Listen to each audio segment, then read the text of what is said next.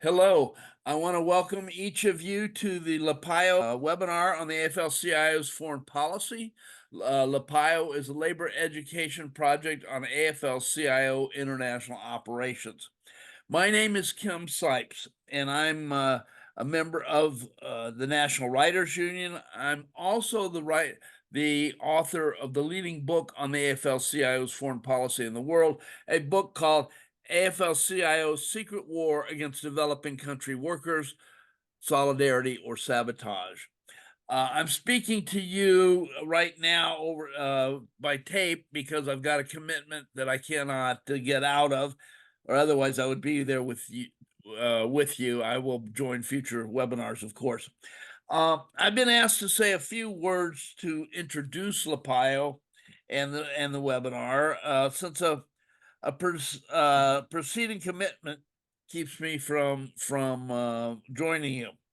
LAPIO is a collection of labor union members and our allies from across the United States and Canada.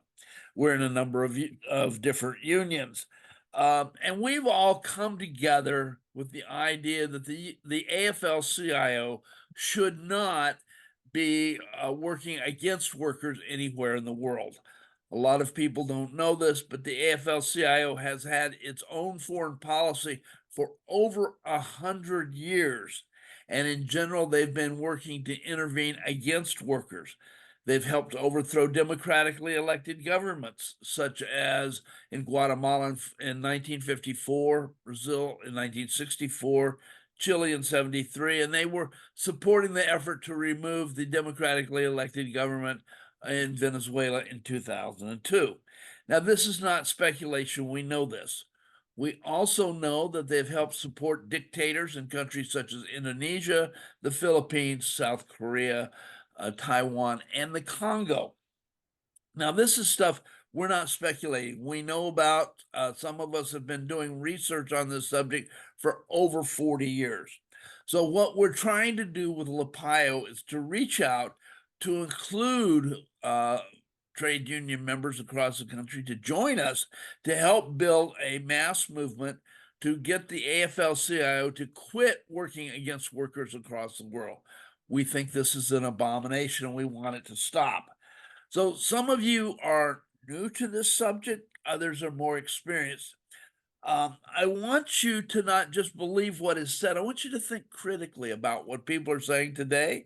You're going to get exposed to trade unions from Chile and South Africa, from the United States, and some other places. So it's a chance for you to listen and hear what people are saying. If this makes sense to you, great. If it doesn't, get your hand up, ask questions, try to understand what we're arguing about, because eventually we would like you to join us. Now, we would, you're welcome to join us in our generally bi-weekly meetings, or more importantly, perhaps, is to set up educational conferences in your union, whether in the workplace or your local or your community. We're here to help get the word out. We'd like you to join us, and I hope that you all have a very productive and useful seminar today. Thank you again for joining us. And again, I look forward to talking to you all more in person down the road. Thank you very much. UAW local at GM, and have been a 50-60-year activist on international front and building solidarity, and have both my political understanding drives me there, but also I have some personal connections to this topic. But I'll stop there. Thank you. Well, I'm Carol Lang. I work for CUNY, the City University of New York. I'm in the Professional Staff Congress, which is local in the AFT, and I'm particularly, drawn to the topic partly because the leader of my union, of the AFT, Randy Weingarten, has wholeheartedly thrown her support around Israel, and essentially bringing lots and lots of money to arm the Israelis against the Palestinians. And so, you know, she's a difficult person to challenge, but we're attempting to do that now because people just don't see that it's the AFL-CIO that's really behind, you know, supporting American foreign policy. Yeah, hi. I'm a South African living in Rhode Island, and my history is of the Durban docks, organizing dock workers in the 1970s, and I'm still working with unions there to organize and to achieve what we've yet to achieve, which is to stop privatization and to bring in permanent work there. You know, I'm a labor historian, and you know, I'm keenly involved in current labor international issues. Hi, I'm Shiori Kanda Mohammed. I am a nurse from Minnesota. I'm part of a Minnesota Nurses Association. Recently was elected as the first vice president. I'm just so blown away with all this history I'm learning, the things that I don't learn from a union. And so I'm glad to be here. I'm really eager to learn.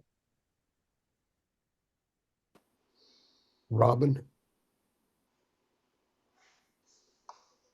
Hey, so I'm Robin Easton Davis. I use she, her pronouns. I am from Portland, Oregon, and I am with AFSCME, and I'm a government worker. I'm a bureaucrat. I work for the county, Multnomah County. I've been with the union for 7 years. I've been also an organizer with a Pan-African socialist organization and international, of course, organization. So we have, since our inception, been fighting imperialism and anti-Zionism and liberation for all peoples, but centering on African liberation. So that and so I'm very interested in learning more about this and building with y'all. Okay, Adrian?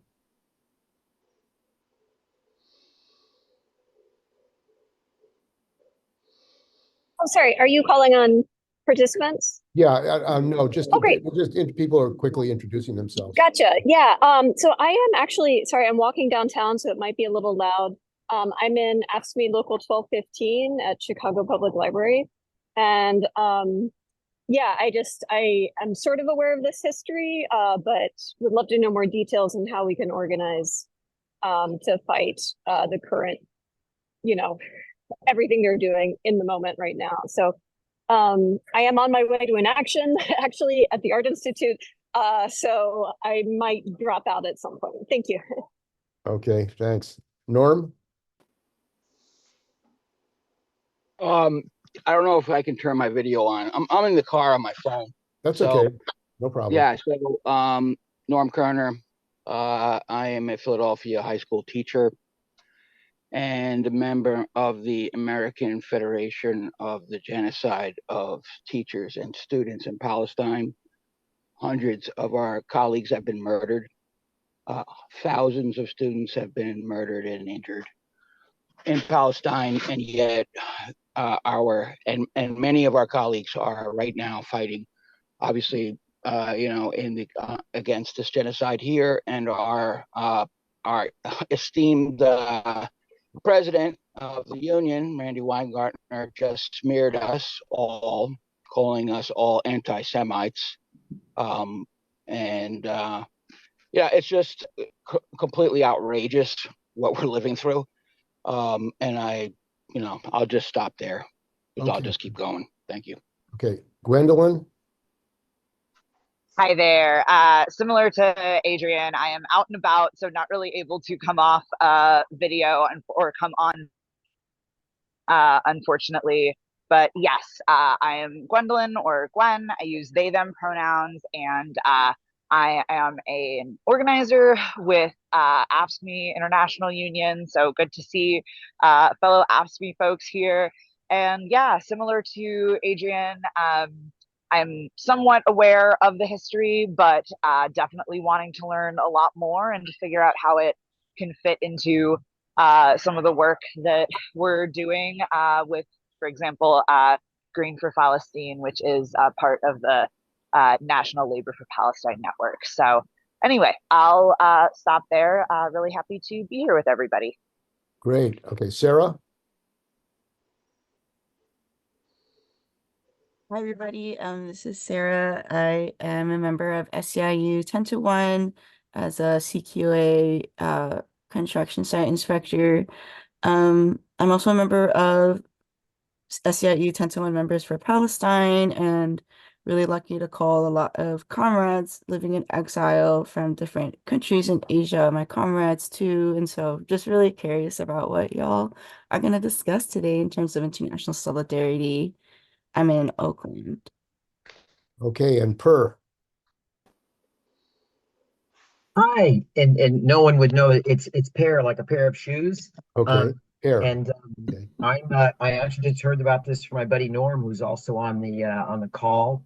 I'll just say I just sort of come in as a person very interested in liberation theology, becoming informed by WSWS, and just kind of wondering how we can accomplish radical change. So I'm here.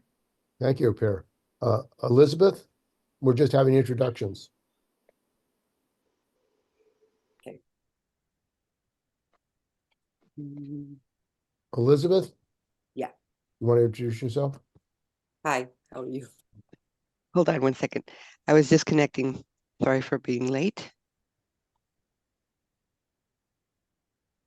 Right. Hello, how are you? Good. Hi.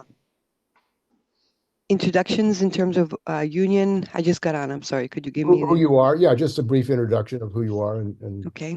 I'm Elizabeth Milos. I'm a member of UPTE, University of Professional and Technical Employees, CWA 9119. Also a member of UPTE Members for Palestine. And we're basically organized to support the resolution that our union passed in 2021, which included breaking ties with Histadrut and in solidarity with the people of Palestine, and which our union has since buried, basically, and so we're organized to recommit to that and support Palestine and end this genocide. okay, thank you all. So thanks for joining us. I think in what will be a very worthwhile discussion and presentation. So one of the first experiences that I had was in the struggle against apartheid and defending Moses Mayakiso and others, and learning that, in fact, the AFL-CIO was supporting the apartheid regime, which we are going to discover about, and that, in fact, the AFL-CIO was not only doing it by itself, but was doing it with the Histadrut in Israel, which is pretty much unknown in the United States. So our first speaker is going to be David Hemson, who is a longtime union organizer, activist in South Africa, and has been fighting privatization and also studying the relationship of the labor movement in South Africa to Israel, the Histadrut, and to the AFL-CIO. So welcome, David. Thanks, Dee. Comrades, I've called it the trilogy.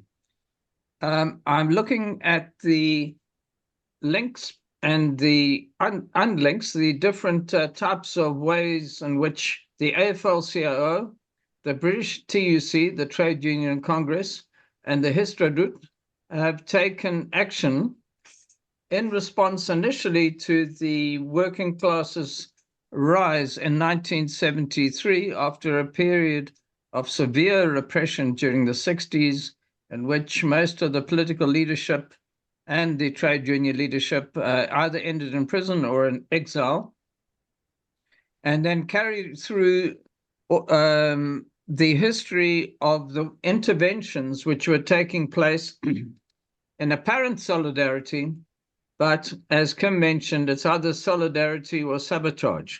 And we look at the forms of sabotage that we're engaged in, which in a way particularly in the late 1980s was quite devastating.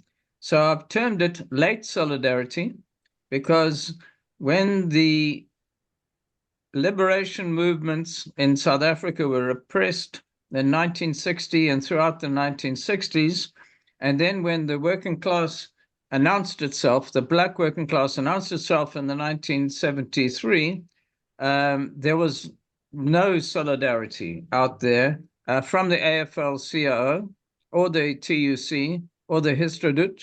Instead, we saw a response which was a kind of defensive response and thinking about how they could position themselves to either channel the militant working class struggle in South Africa onto the railroad of capitalism, or in some way or other to sabotage that movement. And I'll deal with these things. Now, part of our challenge is that, particularly as a South African or maybe from Chile or any national perspective in the so-called developing nations, we see that our perspectives are shaped by national orientations. In other words, I look at it from the point of view of the South African workers. But of course, those unions at the center, and particularly the AFL-CIO, has a particularly close link with the US government and, of course, with the CIA. It has a view of the whole world. From Washington. The TUC has a view of the world from London, and Histadrut from Israel. And so, there are many parts which are hard to connect, and only now have I learned of many of those connections.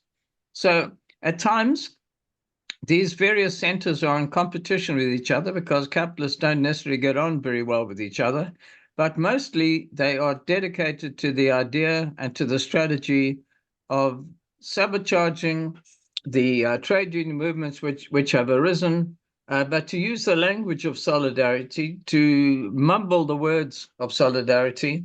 But as I found in my case, when I was banned in South Africa and ended up in exile in London, the first thing they asked me, what on earth were you doing? They could not believe that I was organizing workers in the docks and elsewhere to have trade union rights as elsewhere in the world. They thought I must have been organizing a guerrilla movement or something which with an AK-47 in my hand. In other words, there's deep misunderstanding and deep distrust of the movements in the former colonial world. And of course, they look at the emergence of the working class around the world, and as we'll be learning, at many planes. It's not just that they are trade unions, they also are defending their state, as we found in South Africa in relation to the British TUC. They defend their own corporations rather than give us solidarity. And of course, their national interests as broadly defined, all layers of control and direction, which sabotage the very notion of international trade unions. As I mentioned, sometimes they work well together, other times they destabilize and even have conflicts among themselves. The AFL-CIO is a rather peculiar animal, and at times it works with the European unions. Obviously, there's a special relationship with the British TUC, but quite often they end up not supporting each other's actions and maybe even going, against them. But on the whole, we see the coordination, and I'm going to stress that. Now, in Africa, in late 1969, there was a Kissinger memorandum, and that Kissinger memorandum spelled out the goal of foreign policy in America and Africa was to get a quote unquote peaceful nationalist leader. And of course, by that, they meant someone who would support the United States policy, imperialist policy throughout Africa. That was called the Kissinger Memorandum. And in a way, it followed on in the idea that was put forward in the Condor Plan in Latin America. It was a central intelligence in this way of being able to identify what is happening in each of the African countries and to identify individuals that they would support and would support against the working class and against the liberation movements as they were then defined. As I mentioned, in South Africa, we had a momentous development out of the blue. In a way, although I was already in the trade union movement in the 1972 and organizing dock workers, when the movement started in 1973, it was unbelievable. Every single newspaper, every edition of the newspaper announced another strike and another strike, one after the other, starting in Durban, which is the main port of South Africa, going north into these aluminium smelters and stopping production there, stopping production on the sugar plantations, and even right down to small factories in and around Durban. It was an enormous development, and unpredictably, in a way, there was such a movement from below that the police, although they were armed and had every available apparatus, to hand, but and did act against the workers in some particular cases, but in general they had to stand back. The workers marched down the streets, calling on other workers to come out. It was amazing. I had a big smile on my face because we'd never thought that the ideas of trade unionism and of liberation would combine in this way. The whole of Durban was paralyzed. They had to get white collar workers to carry out the dirt and the garbage. It was unbelievable. At the height of apartheid. This is at a time when apartheid was still being finalized. But out of this did not develop solidarity from the international labor movement. Instead, I'll go over some of the developments. We should know that there is no area in the world where there is not some policy, particularly from the AFL-CIO. In response to whatever happens in those labor movements. In South Africa, the AFL-CIO, although it was relatively quiet, it supported a trade union center called TAXA. It was Trade Union Conference of South Africa, and it had just in the 1970s stopped had taken policy that it would not organize, it would not support the organization of black workers. And yet the AFL supported that, and the TUC, the British TUC, also supported that, as well as the Histadrut.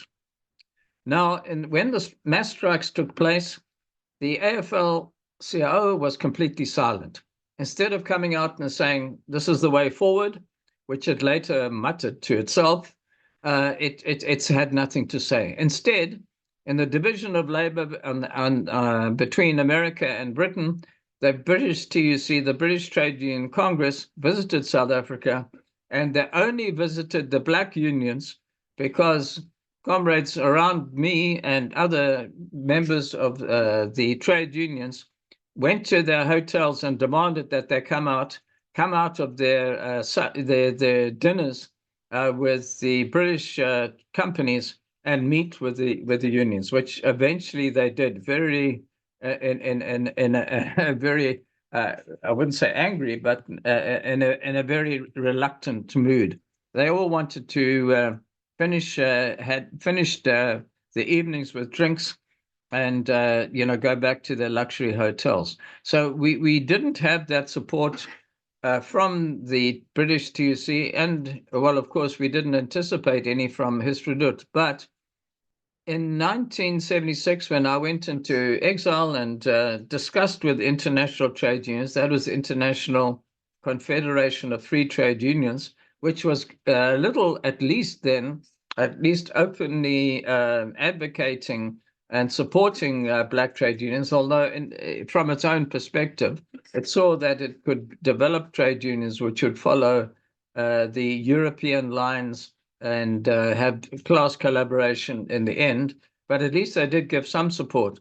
And in a meeting that I had with them to try and understand what they were doing and to explain the struggle in South Africa, I was given a document which I was told not to show anyone else, but it was a memo to the ICFTU from the AFL-CIO, and it said, whatever you decide in Europe, we in the AFL-CIO are considering giving $1 million support to Chief Buthelezi, who we regard as the most effective nationalist leader in South Africa. Now, this was, it was so unbelievable, I had to just laugh, because Buthelezi was well known to the trade union and to the liberation movement, at least inside the country, as a collaborator with the regime. He was heading the Bantustan. A Bantustan was the excuse of a nation given to the different tribal groups in South Africa to try and divide the black majority. And the idea that a leader of a separate grouping who didn't support a national outlook, not even that, quite apart from a class outlook, I seemed utterly fantastic, and I didn't take it too seriously. I should have taken it much more seriously. In the end, 1976, we saw the Soweto uprising, most astonishing development, which built on the 73 movement and ended up with the youth fighting barehanded against machine guns in Soweto, a time of deep crisis for the regime, and something that is burnt into our memory in South Africa. But the ICFTU, for its for whatever policy it did have, it did actually call for international action in June 1977. The AFL-CIO did not support that.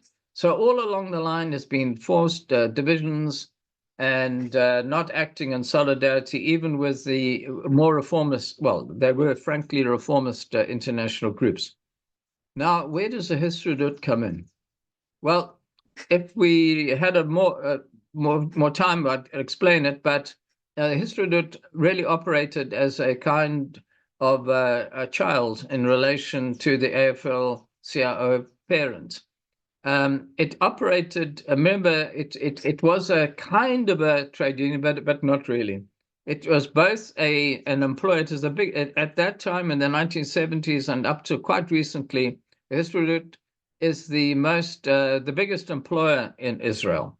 It is also involved in arms manufacturing in key industries, and it was involved secretly with South Africa. All this is only beginning to come out now in supporting, remember that astonishingly at that time, astonishing when we look at the situation today, Israel was regarded as a pariah state as South Africa, and the two pariahs got together and decided, on a mutual exchange with rockets and solar energy. Even then they had ideas, but all to be able to secure themselves against sanctions, against action which would be taken by international action against them for the oppression of the majority that in each country.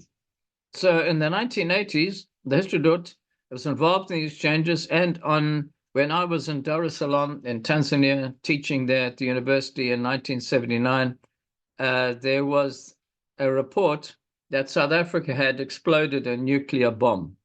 It was denied, and no one was quite sure. Now it is quite clear that Israel and the Histadrut was involved in this, had actually helped South Africa get to that status. And of course, the idea was that no one would be able to attack South Africa, apartheid South Africa, if it had a nuclear bomb in its hand.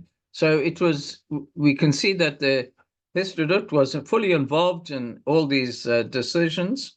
It acted against the black majority, and in particular in the 1982 beyond, it was involved in trying to develop a layer of collaborator trade unionists and bring them to Israel teach them cooperatives and everything, which was a kind of seen as a kind of reform from their side.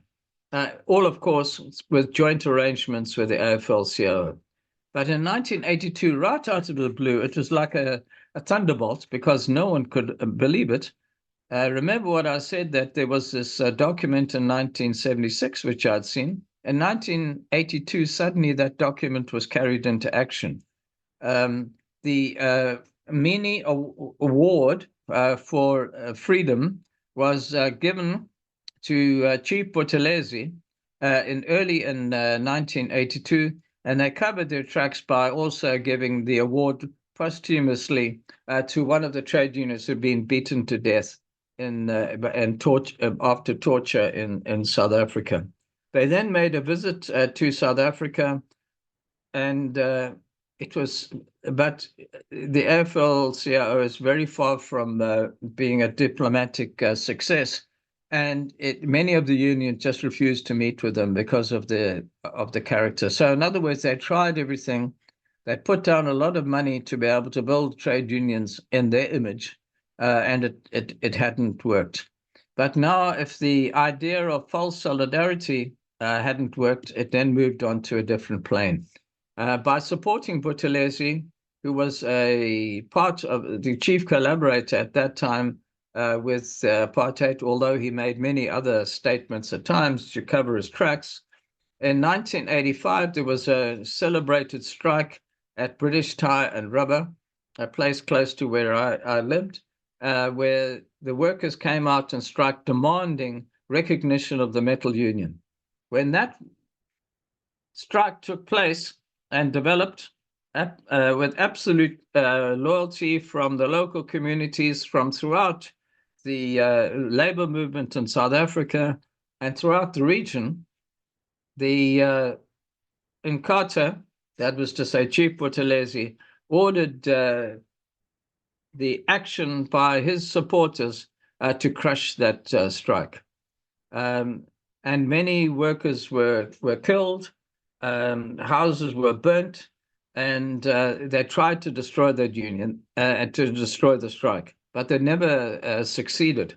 But to be able to put it on a more firm footing, a union, well, it's a proto-union, it was actually more of a killing organization called UWUSA, UWUSA, was launched in May 1986 to crush the trade unions in KwaZulu-Natal, that is around Durban, to defeat the workers in the area and to defeat the Samkol strike.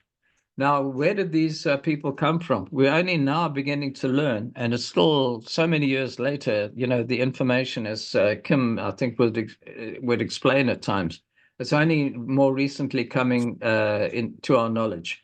We found that from 1988 into the 1990s, these death squads were being trained professionally by the Histadrut, which had an experience in this field, and by Israel, in the area of Namibia called the Caprivi Strip, which was the center of the South African military in taking invasive action into Angola and trying to suppress the internal resistance in Namibia, as part of its struggle against the development of genuine liberation movements in Southern Africa.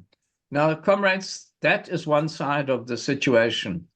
The way in which these bureaucracies have worked together, sometimes quite, from their part in a cooperative manner, sometimes in somewhat, competitively, but they never they never succeeded in the aim, but there were costs. Every life that we lost in South Africa helped those who were calling for a settlement at any price, preparing to be able to take on pro-capitalist policies and the like, and strengthen that side, not only generally in various political parties, but also within some of the parts of the liberation movement, where deep wounds suffered throughout particularly the 1980s. From this, particularly from the way in which the AFL-CIO gave everything to the counter-revolution, And can I say, well, I was last in South Africa and speaking to people, the grievance of those workers at BTR, that was Saltcoll, the same company, they felt that they were completely let down. And even now, they still feel that that the issue has not been settled on their side.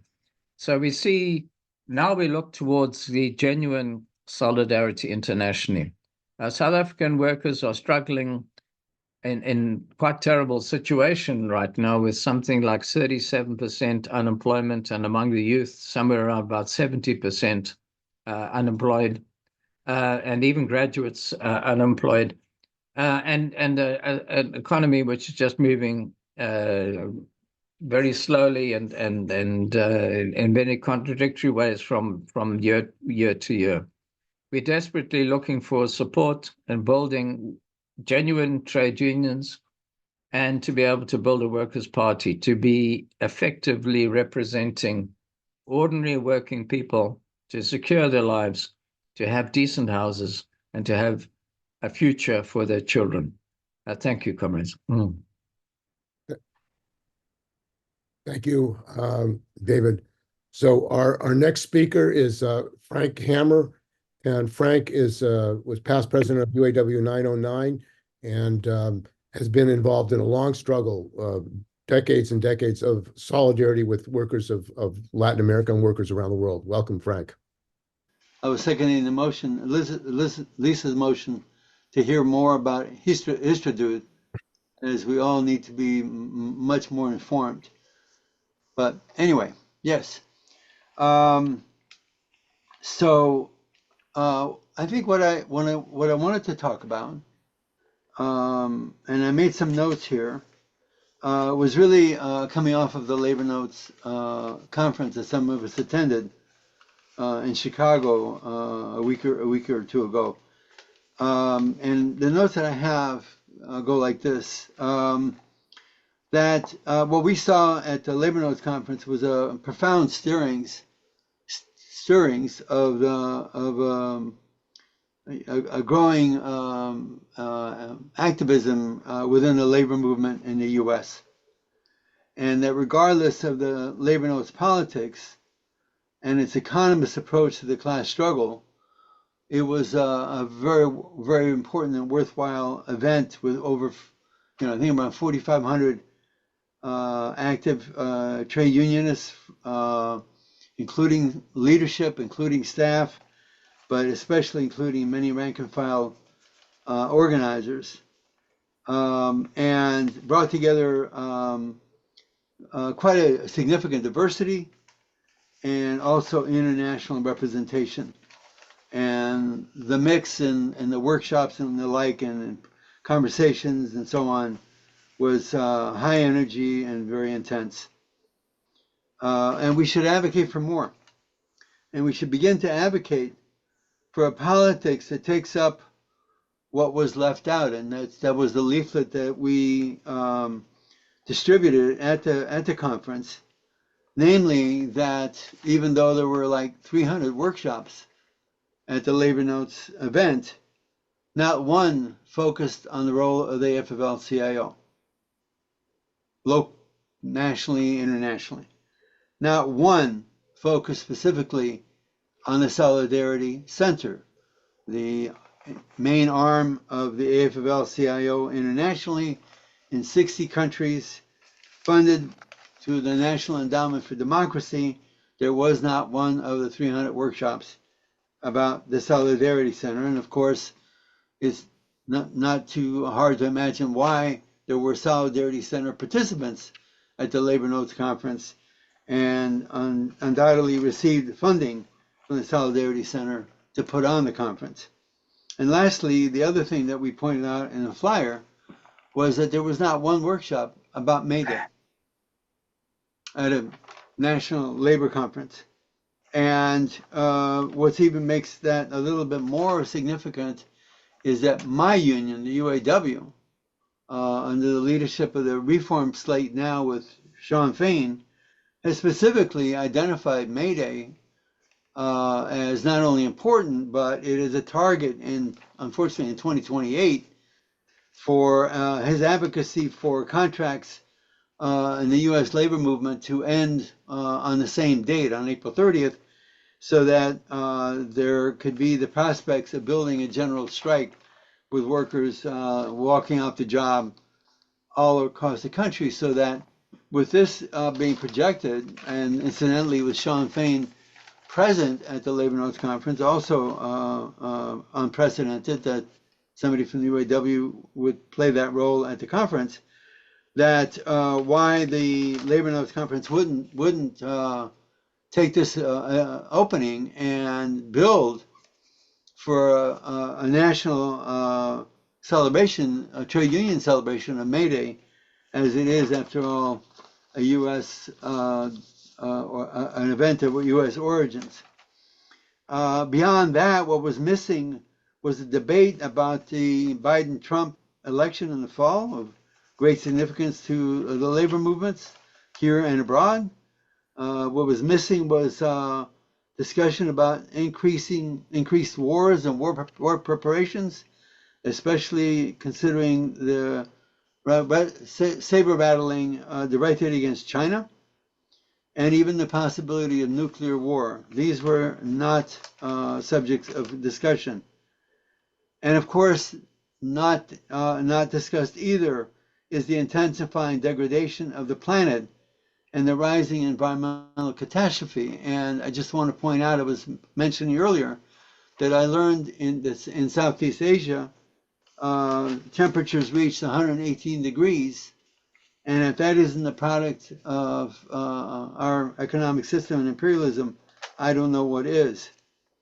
So, in a word, the Labor Notes Conference left out talk about the U.S. empire. And I think that, and I would prefer to, going forward as LAPAIO, that we are focused, we're targeting the U.S. empire and the AFL-CIO's role within it. It is being directed by the empire, and we need to approach working class in the U.S. with a political consciousness that our problems will not be solved without a dissolution of the U.S. empire and any other would-be empires. So how do we build that kind of movement that is explicitly against the empire and for bringing down the U.S. empire and all other would-be empires? Our role is to build a labor movement that challenges the empire and doesn't merely accommodate and nurture it. So as part of that, the idea that we should be promoting and advocating for May Day, I think, should be a very explicit, that not only are we out to expose the machinations of the AFL-CIO, but we should also be directing that what we want is a working class international solidarity, and expressed in all the May Day celebrations around the world, and wholly absent in the U.S. However, in the flyer that we issued at Labor Notes, we advocated for reporting from the various cities around the country where, in spite of the AFL-CIO, labor and working class and activism is coming out with May Day celebrations, but they're being, of course, censored. And here in Detroit, we as well had a May Day celebration in Southwest Detroit, mostly left, working class, but inspiring and very important for going forward. Now, the other thing that I want to speak of is that we have to, the role of the AFL-CIO historically and in the last 50, 60 years is to defeat the left, is to crush the left. I mean, that's been their role, and I speak to that from regard to my own brother, and I would like to talk a little bit about my brother. That my brother was employed by the precursor to the Solidarity Center by the AFL-CIO, namely the American Institute for Free Labor Development, which played its pro-imperialist, pro-empire, anti-left, anti-progressive movements in all of Latin America. And my brother was involved in agrarian land reform hosted by A-Field, funded by the U.S. government, funded by the CIA, with the intention of marginalizing and crushing progressive land activism and agrarian progressive movements in favor of one dominated by the U.S. And in that regard, this is very evident in a couple of ways, that so that you can get real clarity in terms of the picture, that my brother in his reports where he's advancing land reform in El Salvador, which was fairly very controversial, he was making reports about, on the one hand, the success of the land reform, but on the other hand, totally ignoring that at the very same breath, that there were 40,000 campesinos that were being methodically killed by death squads. And this was part of model on what was going on in Vietnam with the Phoenix program, which was on the one hand to put out the carrot with land reform, and on the other hand, militarily with the stick, and and with killing the revolutionary movements in the rural countryside in South Vietnam, and also at the same time in El Salvador. And the other thing is that my brother was trained by Histadrut. My brother's movements in land reform were modeled on Histadrut, and he traveled to Israel to be trained there. So you can see the connections and why Histadrut plays a very, very important role in the empire. So that's kind of what I wanted to advance as part of this conversation. I'll leave it there. But I think that to those of you who are guests to this event, we do look forward to increasing our ranks and seeing ourselves as maybe preparing for the Labor Notes Conference that's next in 2026, and advancing in a very organized way that we need to be labor activists talking about the pro-empire role of the AFL-CIO, and how we need to be supportive of progressive revolutionary movements around the world in honor of May Day. Thank you. Thank you, Frank. And one of the things that LaPayo tasks are, and a part of our agenda, is to build direct links with workers around other countries that have been affected by the AFL-CIO intervention, the Solidarity Center and the CIA. And the country that people are most aware of is in Chile, where in 1973 there was a coup that led to the death of thousands, 20,000 trade unionists, and a military dictatorship, and is still having effects in Chile.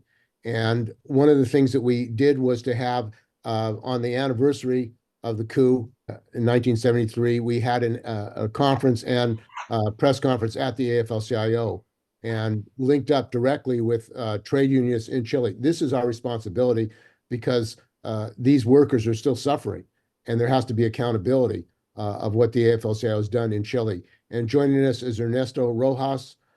He is a unionist and has been an activist and a longtime fighter in Chile to hold the AFL-CIO accountable, and was part of our international effort on the anniversary of the coup. Welcome, Ernesto. Okay, thank you, Steven. Thank you, Lisa. As you mentioned, this bloody coup d'etat in Chile, which was 1973, it counts also with the presence of the AFL-CIO since 64, when the Christian Democrat government came into power, and CIA, Mossad, and all those were quite clear that they had to stop Allende's victory, which was very near the election in 1958. And we know all about Kissinger and and Nixon, how they tried also to stop the elections, even in Chile. I remember the strike that we did the 8th of July of 1970 in order to demand that we had to have elections. I mean, well, Chile, well, all our Latin American countries have been suffering American intervention always. But in Chile also was very strong because of this possibility of have socialism with democracy and with the working class leading the way. We have a very strong trade unions since 1953. Before the public workers in 1943, also founded by the same movement, Clotario Blest and all these people. Well, and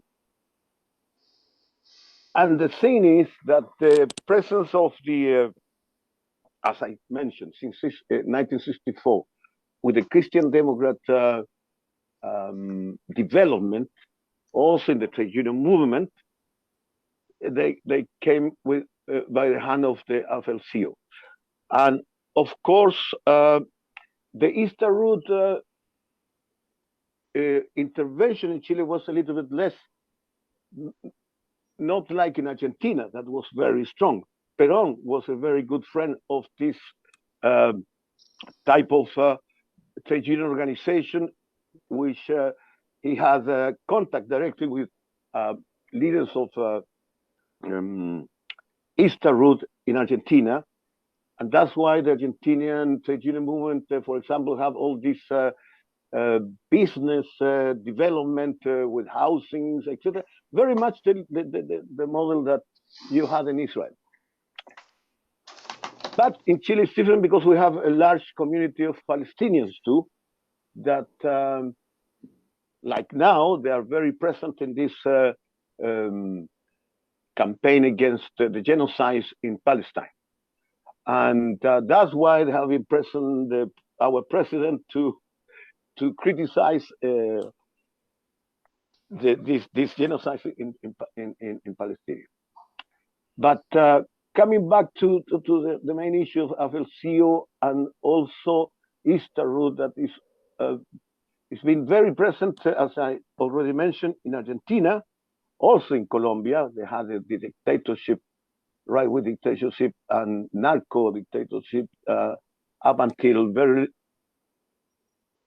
almost now, except Petro is the president that has been changing the situation with this big social movement that came from the social upheaval that was the same date that in Chile in 2019, also in the same month in October, but he managed to organize these groups, and with youngsters, with ecologists, with the colored people, etc., and they are in power. And of course, they are in the aim of Mossad permanently. Also, Petro is accusing and taking to court the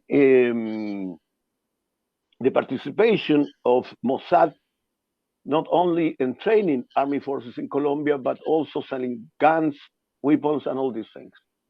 That's why they hate so much Petro too. But that is more or less how it is going. Of course, we in Chile, the trade union is not in a very good situation. We are split because the Chilean TUC that came into development after when this very controlled democracy in Chile was taking place, they didn't change and they didn't criticize the model that Pinochet left behind. On the contrary, they maintain the same economic wages policies that they had before up until now. Even the 40 hours just winning lately is going to be installed in 5 years more. And this first year is going to be only 1 hour less than the 45 that we were working, etc. It's a change, Chile. Well, that's why they as much so so profoundly the working class in Chile that also have this incredible movement of the industrial world, workers' council during Allende, that stopped the black market and they stopped the destruction of industry that the right wing, with the CIA, Mossad, and all those were trying to make during all that process. Nevertheless, there is some hope because we have other trade union organizations that are separated from the Chilean TUC. Although I have to recognize that the last speech of the new president of the TUC of Chile is recognizing the demand of the workers for the first time in terms of salary, pensions, etc. They never did before. But that is what our sector of other trade unions, the Central Clasista, and some others, that in working participation are bigger than the official TUC that was working permanently for the model and the governments that we had. Well, and the Mossad and all this, it's been present very much lately in governments of Presidente Piñera. He has this Minister of Interior, Hinspeter, training by Mossad, training by the army in Israel, with pictures that we had in our paper that we took. And well, you can imagine how this paper almost disappeared with all the boycott and the constant attack of these Zionist groups in Chile that have a lot of economic power too, of course. But I don't know. I don't want to repeat the same more or less that has been said before, but there are some questions lately. I will gladly to clarify or answer. Thank you. One of the tasks of LAPIO is to actually build relationships, direct relationships and links with workers around the world in their struggle and accountability in the history, because most workers in the United States and around the world are unaware of the influence and the effect of the AFL-CIO's international operations, as well as the Histadrut. And our next speaker is Carol Lang. She's a professor at CUNY and has been involved in studying and reporting the role of the Histadrut and within the AFL-CIO. Welcome, Carol.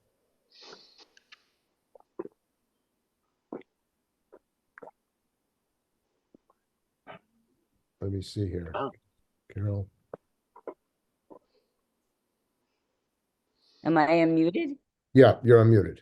Okay, well, thanks everybody for helping me with my talk, since you could see how far-reaching the Histadrut is.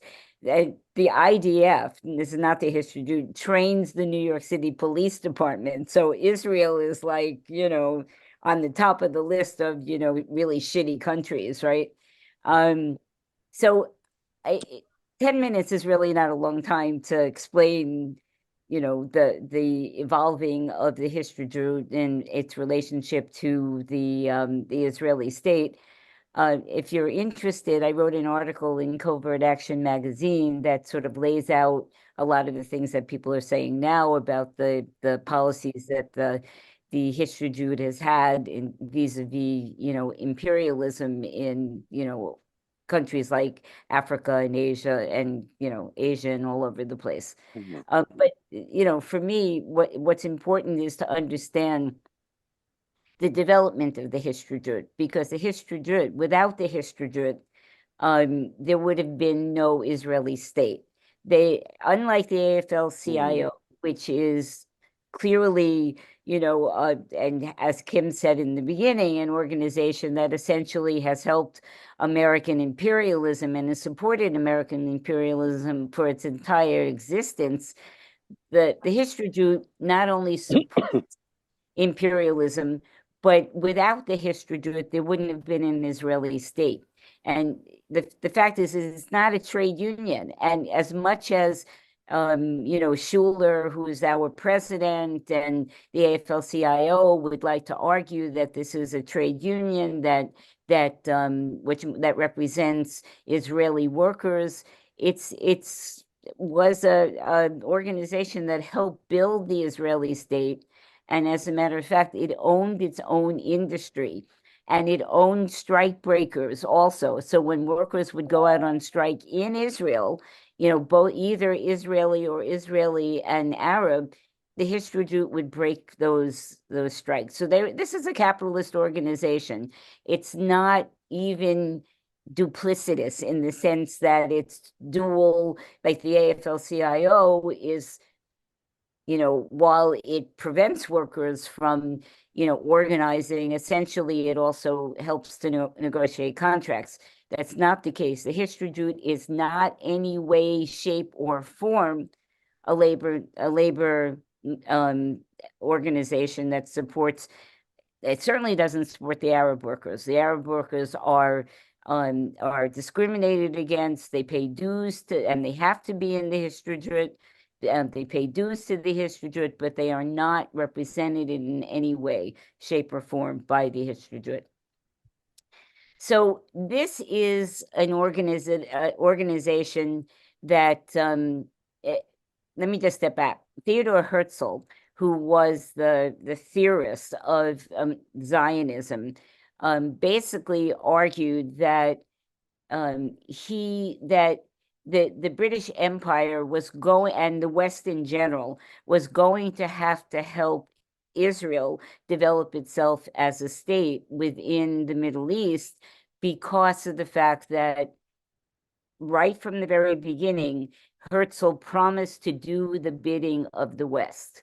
And so Winston Churchill said, a Jewish state under the protection of the British Crown would from every point of view be beneficial and would be especially in harmony with the truest interests of the British Empire. So this is the final colonial settler state. It is decided, it is stated, everybody understands that. There's nothing supportable about the Histadrut, and yet people like Liz Schuler and the head of the AFT, I'm blocking her name, Weingarten, who's my president, essentially everybody has agreed that in the necessity of keeping the Histadrut and keeping the Israeli state, because the Israeli state had historically done the bidding of the West. And, the United States uses Israel in order to invade other countries. It besides the fact that, it supplies arms and weapons to Israel, it also essentially uses Israel as a base. So when it wanted to attack Iraq, it used Israel in order to be able to do that. So Herzl says, he's the founding father of Zionism, said, we should there form a portion of a rampart of Europe against Asia. This is another indication of a colonial settler state. So it's not like we want to be with those people. We are bringing in the West, and the West is going to have to defend us because we're defending the interests of the West. As an outpost of civilization as opposed to barbarism, just clear out unadulterated racism. We should, as a nation, natural state, remain in contact with all Europe, which would have to guarantee our existence. This is a clear statement that hand in glove, Israel has determined, or what became the Israeli state has become an outpost, essentially, of imperialism. The Histadrut is an arm of the ruling class. It has no independence whatsoever. It helped build the Israeli state. Without the Histadrut, it's unlikely, according to the founders, Ben Gurion and people like that, that it would be unlikely that the Israeli state would be able to get off the ground. So Tony Greenstein is, and I have to say that, I mean, he has helped enormously in terms of unearthing the kinds of things that the Histadrut has done and the claims that they have made over the, from their inception. I would suggest people, if I think he has a book coming out, it's worth actually taking a look at.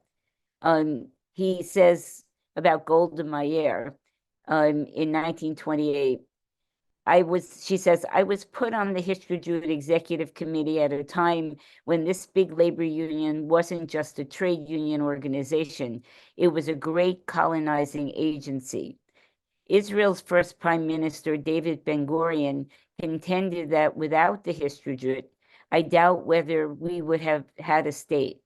Therefore, not only should the AFL break with the Histadrut, but,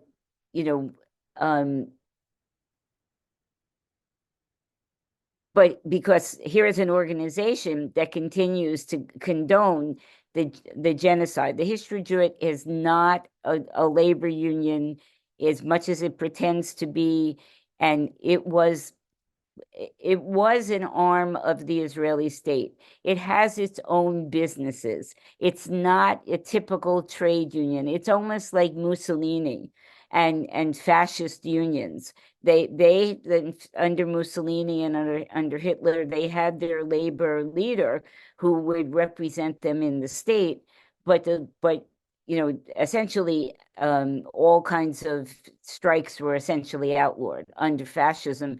And if anybody knows anything about the history of the Zionists, they looked to Mussolini, especially Mussolini, because they argued that Mussolini wasn't a racist, unlike the Nazis, who were racist and hated Jews. But they saw them as a strong-armed military force, and that they admired them and did not oppose fascism.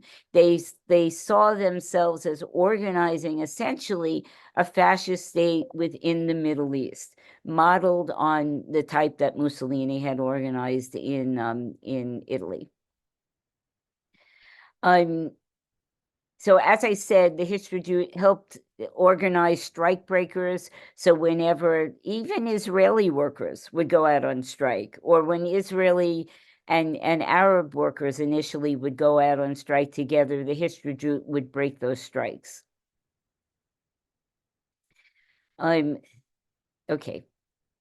The Histadrut was the owner of 25% of the capitalist industries, which, as I said, often employed strikebreakers, so that there was impossible to have any sort of independent activity.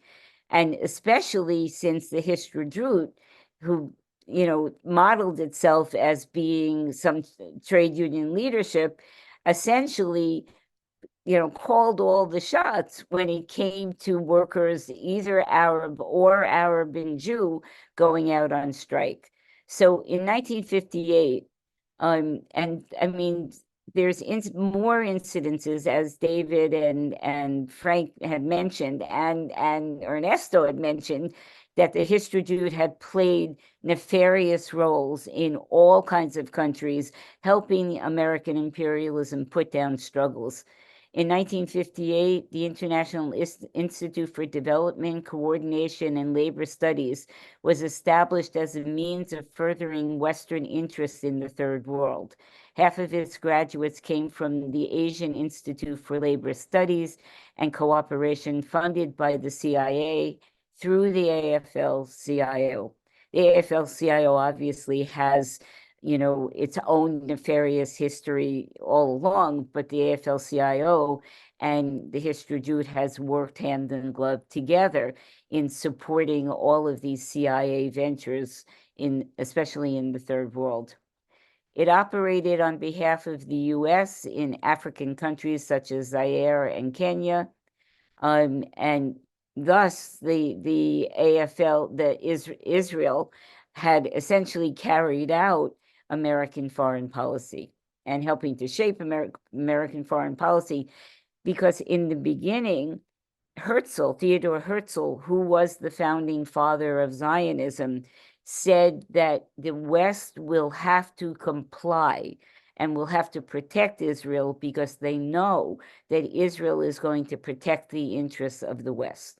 And so right from the jump, there was this symbiotic relationship between the state of Israel, the Histadrut, which was, essentially had been an arm and a state builder of the Israeli economy, and American imperialism. Greenstein says that ISCOR, which was a steel company, was owned 51% by the Histadrut and 49% by South Africa, so that the Histadrut helped build the machinery of the South African government in order to maintain and prop up. And remember, this is the same period. The Israel becomes a state in 1948, and the apartheid state becomes established in South Africa in 1948 as well. So 49% was owned by the South African corporation, and South Africa was, their armed forces were managed to get the steel from both, not only from their own country, from South Africa, but also from Israel, which helped to put down any insurgent movements in South Africa. Greenstein also says other Histadrut companies such as Tadiran and Saltam were equally complicit in supplying South Africa with weaponry, also helping to build the electronic wall between South Africa, Namibia, and neighboring African states. I mean, it's just phenomenal that it was the Histadrut that, the AFL-CIO claims as being a sister union in support of workers, has militarized all of these countries, South Africa, Asia, all the countries in Asia, to help put down, and you could just, if you read my article, you just, put in Histadrut in Google, you'll find all of the different revolutions that the Histadrut has helped to essentially undermine. So as much as a number of the Jews who went to Israel, partly because they couldn't get into the United States, and that was partly because the Zionists in the United States encouraged their going to what became Israel, and the borders were closed to the refugees who came from Germany, and that was Roosevelt. But Roosevelt had Zionists in his cabinet. The Zionists in the cabinet encouraged Roosevelt to close the borders. So when, I hear people say, well, where were the Jews going to go? Well, the Zionists are responsible right from the very beginning of the Jews ending up going to Palestine because they were neither allowed into Cuba or in the United States. And what's interesting is that there's a Jewish museum in Manhattan, and I went there, and it was just so infuriating because they showed the boats of the people who came from Germany who needed to get into the United States. And the only country that the Jewish Museum said prevented the Jews from coming in was Cuba. And they completely ignored, and deliberately so, the United States, which was a major culprit in forcing the Jews to end up ultimately going to what became Israel. So the attitude of Ben-Gurion, tell me if I'm going on too long, Steve, okay? The attitude of Ben-Gurion was that the working class, as much as people believe that the Histadrut and these socialists who believed in socialism, who ended up believing that they were building socialism in what was to become in Israel, the attitude of Ben-Gurion was that socialism was never an aim in itself, but a tool for the advancement of the national objectives. It was Ben-Gurion who coined the slogan, "From class to nation," Both perspectives saw the role of labor as a nationalist role. There's nothing clearer than this about how essentially this mindset was one of a fascist mindset. So that when you have the annihilation of 40,000 or more Palestinians, it came directly from the origins of the Israeli state. They saw that this was going to become a state, that the idea was not to have workers' control in any way, but it was to build a state that was going to be capitalist.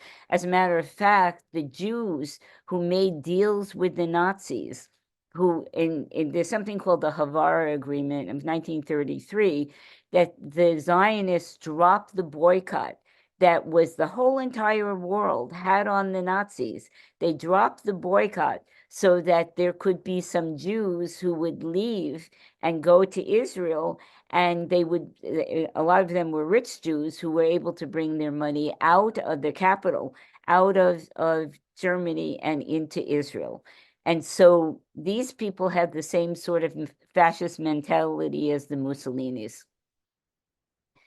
The Histadrut founded the Haganah and the Zionist terrorist group. I mean, its history is abominable, just abominable. There is nothing supportable about the Histadrut. And in the 1920s, it supported the Mapai, which was an organization that essentially the Labor Party in waiting. The Labor Party, which was made up of European Jews, were right from the very beginning were oppressive against the Jews that came from the Middle East. And essentially, the pecking order was that the Europeans were on top, and the Sephardic, the Jews, and the Iraqi Jews, Oriental Jews were essentially at the bottom. Okay, so I'm not sure how long I have. The AFL, once again, is wholeheartedly, and you could see pictures of Schuler and the head of the Labor Party. They're smiling, they're together, they're supportive. That Randy Weingarten, and I'm not even sure, this is worth investigating, how much the AFL-CIO has given to Israel, but Randy Weingarten, my union president and Norm's union president, has given over 200,000 and probably more than that and bought Israeli bonds. They said nothing about when Shireen Abdul Akla was murdered. She's an American Palestinian. She was murdered by the Israelis, and there has not been a peep about investigating her death, because that would expose the Israeli government. Okay.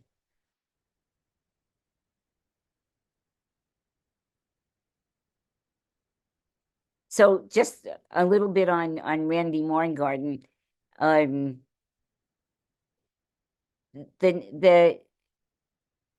She writes, she and people who support her policies and politics, writes in a manual, expression. Wait, that's somebody else. Let's see what she wrote.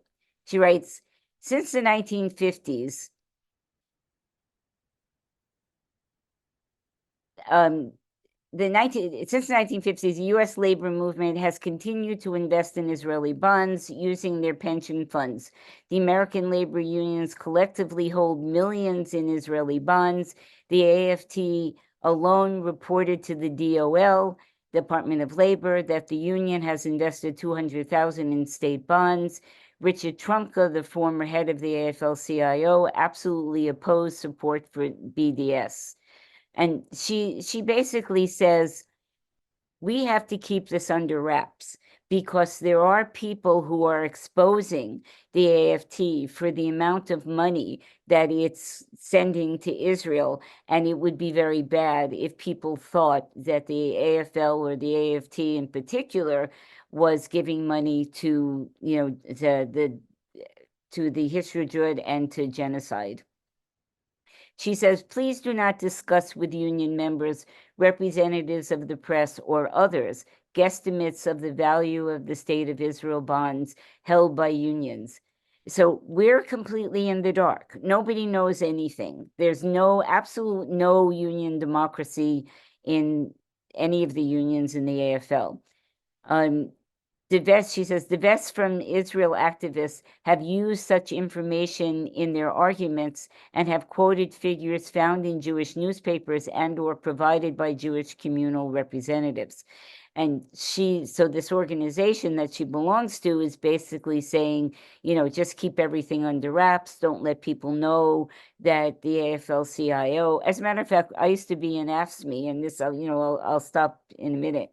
I used to be in AFSCME, and I brought in a resolution when I was in AFSCME that the AFSCME should disclose how much money it's giving to Israel in buying Israeli bonds. And people were astounded. They were silent. They were like, I was speaking Chinese and I was called a racist because I wanted to know what the investment was. And essentially, I was told the next month, I was a delegate of the union, that AFSCME will not ever entertain any sort of racist language in AFSCME. And this is because I was asking, once again, it's like this, this conglomeration of Israel and Zionism and Judaism. And so if you're anti-Israel, you're anti-Semitic. So that was essentially what people were saying to me, that I was being anti-Semitic because I wanted AFSCME to identify the money that it was spending. And the money that it was spending, I actually happened to look it up and I found it on Google, I think, that they were sending money to schools in Israel that were these private religious schools that were preaching hate against the Palestinians. And so just to conclude that, the Israel and the Histadrut is just one. They're not separate. The AFL, at least in some way, is a separate organization. It's not part of the American government as much as everybody has said historically it does the bidding of the American government. It follows, it supports the policies of the United States imperialism, but that wasn't even the case. Israel, the Histadrut, the Israeli state are absolutely fundamentally connected with each other. And, as Ben-Gurion said, that there would not have been an Israeli state had there not been a Histadrut.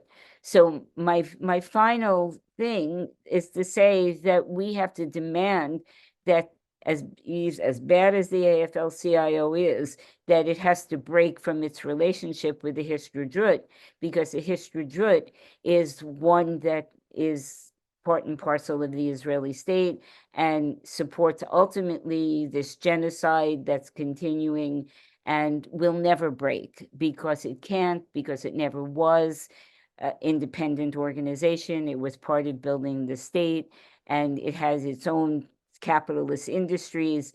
It is not in any way, shape, or form an institution that's independent, that supports or protects the workers in Israel. That's it. Okay, thank you, Carol. And by the way, this coming July is an AFT convention in Houston, Texas. And there will be an NEA convention, and it would be important if a resolution was introduced and if it was passed at the AFT convention. There are teachers all over the country who are organizing in solidarity with Palestine, and that's an issue that should be raised. So our last speaker is Elizabeth Milos. She is a member of UPTE, CWA in San Francisco, UCSF, and she was a delegate of the Labor Council in San Francisco.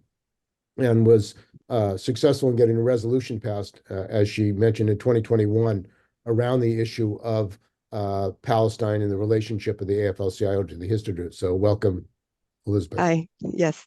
When I first came on, I was I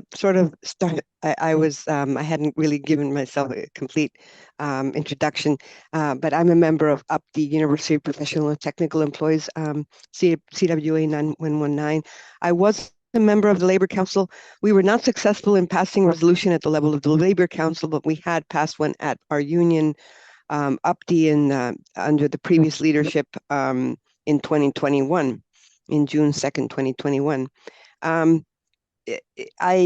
want to start by saying that I'm also Chilean, Chilean American, and was very much involved also with Lepayo in presenting at the CWA 2023 anniversary, CWA 2023 convention. We brought forth a Chilean journalist who had been a young journalist who had been attacked by police and had lost an eye to the CWA convention and had her speak at the TNG, the Newspaper Guild. In reality, she just gave an introduction, and we were able to at least announce an event that Lepayo organized at the for that period of time in St. Louis, Missouri. So. We were able to get out a lot of information about the role of the AFL-CIO in Chile in the overthrow of the Allende government in Chile through the American Institute for Free Labor Development at that CWA convention.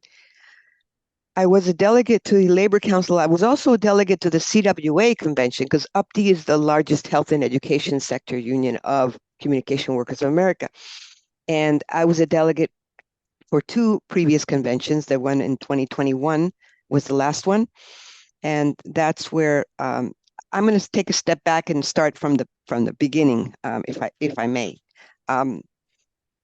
Our union represents 17,000 workers in the state of California, in University of California system and 3 community colleges. Now, many people don't realize the level of involvement that the UC system has with with Israel. In fact, UCSF, Helen Diller Foundation has ties to Israel, and the way that the UC has supported or has sent out notices to people trying to dissuade students and workers from expressing support for Palestine by making allusions of anti-Semitism and directly attacking faculty members or trying to tell people not to wear their buttons and things like that has been pretty indicative of their level of support for Israel. They have not stated at any moment have they opposed the bombing of the hospitals at all. And in 2021, during the attacks against the Sheikh Haram neighborhood in Jerusalem and the continued demolition of homes and attack and pogroms by settlers against Palestinians in the West Bank, and the continued siege on Gaza in 2021, the members of the Peace and Justice Committee of my union passed a resolution in 2021 in support of Palestine, which included breaking ties with Histadrut. Now, I want to call attention to the latest call by the Palestinian Federation General Federation of Palestinian Trade Unions, and which has been a repeated call throughout all these years, is for American unions to break ties with Histadrut, occupation-related trade unions. And this has not been met with any kind of solidarity on behalf of many unions. Our union presented this resolution and it passed. However, when I attempted to bring it to the San Francisco Labor Council with other delegates who were in support of that resolution, the other delegates felt that if we included that, it would have a very low chance of passing. So we drafted a whole new resolution, which did not include Histadrut. at the time. We wanted BDS to be part of it, and we wanted U.S. Aid to Israel, which was included, an end to U.S. aid to Israel, which was included in that in the resolution that we presented at the San Francisco Labor Council. But the moment we presented it on June 14th, 2021, it got sent to committee, and the representative on the Executive Council committee, Susan Solomon, who was at the time an outgoing leader of the, because she had not been reelected, of the United Educators of San Francisco, was part of that committee. Previous to that, on May 19th, the United Educators of San Francisco had already passed a resolution. The Delegates Assembly had already passed a resolution in support of Palestine, which had been met with a big backlash. And Susan Solomon was not a supporter of Palestine. She was a member of the executive committee, and according to the rules of they were going to allow her to continue in her role as member of the executive committee until the end of the tenure of the end of her period. The new members of the United Educators of San Francisco, the new members of the executive committee, which in July were recently elected, I'm sorry, they've been elected in June or July. I don't remember very clearly, but we were hoping that they would come back, be sworn in July, so they would join the ranks and be able to get that resolution out of committee. AIPAC supporter, I mean, very outright AIPAC supporter, Olga Miranda, who's vice president, she was in the Labor Council as well. She is in the Labor Council right now. SEIU Local 87 of the Janitors Union, she also helped to send it to committee and to quash it. Rudy Gonzalez from the Building and Trades also helped to send it to committee, and he was part of the committee to quash it as well. During this process, there was media while we were supposed to be negotiating, how to draft one that supposedly everybody could sign or sign on to. Articles came out by, where Rudy was shown saying, well, BDS is off the table, and he was already speaking against it. And we already realized that it was going to be very hard to get it out of committee. So we were hoping that the organizers of the UESF, who had many of whom were supporters of Palestine, were going to join us. And even though many of them had already been invited several times to meetings in the drafting of the resolution that we were presenting at the Labor Council, they did not join us during this previous meetings. Neither did they join us at the Labor Council. And it's very difficult to talk about these things because it makes it seem as if one is trying to be divisive. But unless these things get put on the table and people are held accountable to their lack of unity, lack of support, lack of unity among labor that supports Palestine, we won't be able to get anywhere. There's political reasons, there's differences in political perspectives between the left and the United States, but all that has to be set aside so that we can fully support Palestine. And what happened later then was, because basically the AFL-CIO is very powerful, so we don't stand a chance if we don't stand together. After they finally joined us in August, by September, we got a letter from the San Francisco Labor Council got a letter from the AFL-CIO prohibiting us from even discussing it at the Labor Council, which went contrary to the history of the Labor Council's, for example, position in regard the San Francisco Labor Council's position in regards to the Vietnam War was different than the national one. but the national basically imposed itself on the San Francisco Labor Council and supporting the leaders who obviously did not want this to pass. In October, by this time, by the way, the Block the Boat had been going on in May. Then there had been a CWA organizing group created, which met and which I was meeting in as well. But all of a sudden, it just dropped. Sometime in June, it was dropped. There was no explanation. I think and in fact, part of the resolution that we had passed at UPTE included education. So we presented two different films, and the last one was in August for our members. Gaza Fights for Freedom was one of them. We invited a member of Jewish Voice for Peace as well. And so we were trying to do more education regarding Histadrut as well. And by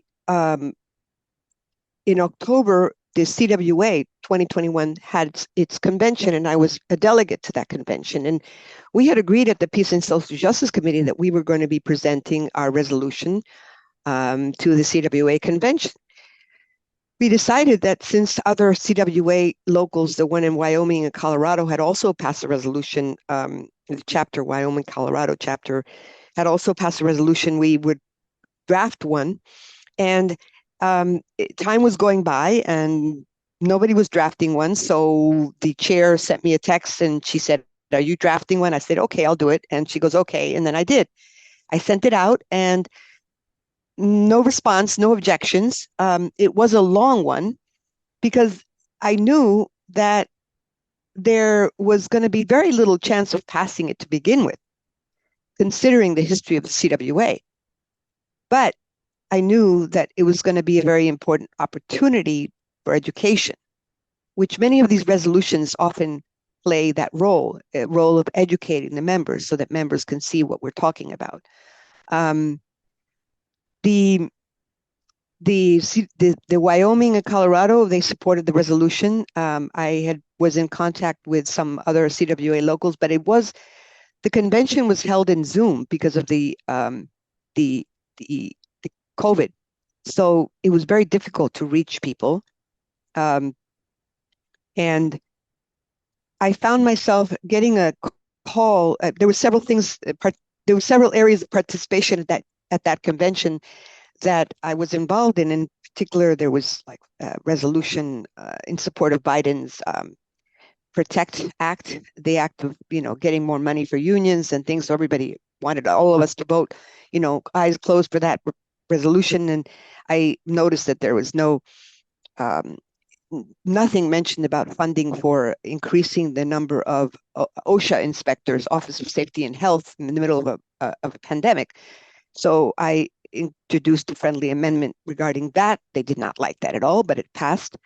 There was another part of it where Solidarity Center resolution for workers to give money to the Solidarity Center, and naming basically the objective of which was to support workers in oppressive or authoritarian regimes. They mentioned Colombia, Philippines, and Cuba. So I felt a need to do a motion to strike and took the opportunity for a 5-minute speech to talk about the role of the AFL-CIO in Chile, the AIFLD in Chile as well, within that aspect, within that speech, something they did not like at all. This